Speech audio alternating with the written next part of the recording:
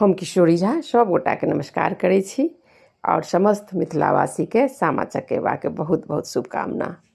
तो सामा में आबि गेल छथि तऽ जतऽ नीक चीज छै ओतऽ खरापो छै, जतऽ नीक लोक छथिन ओतऽ खरापो लोक रहै छै। तऽ एकटा लोक एहन रहिते छै जे कि एक दोसर के चुगली इम्हर से उम्हर केलक बात के, तहिना सामा मैया में सेहो चुगला रहै छथिन एकटा, तऽ हुनका जरायल जाइ छनि। तऽ ओकर की फकरा छै जरबऽ काल में ओ हम लोग के आयल छी तऽ सुनै जाओ, उम्मीद करै छी जे बहुत नीक लागत। तऽ सुनू।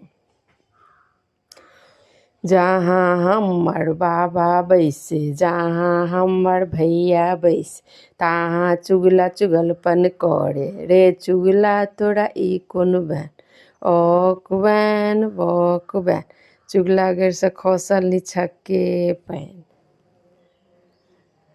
चुगला करे चुगलपन बिलाड़ि करे म्यों, 10 लाख चुगला के फांसी दियो। तऽ इएह मंत्र अछि, एकरा 3 बेर कऽ पढ़ल जाइ छै और 3 बेर चुगला के जरायल जाइ छै।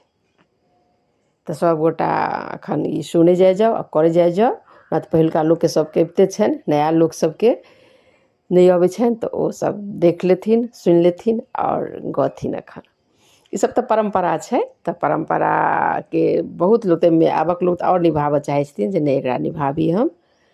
तऽ सुनै जाओ, यदि नीक लागे तऽ हमर चैनल के लाइक्स और सब्सक्राइब जरूर कऽ देबै, शेयरो कऽ देबै जखन सब गोटा सुनथिन। सुनऽ के लेल धन्यवाद।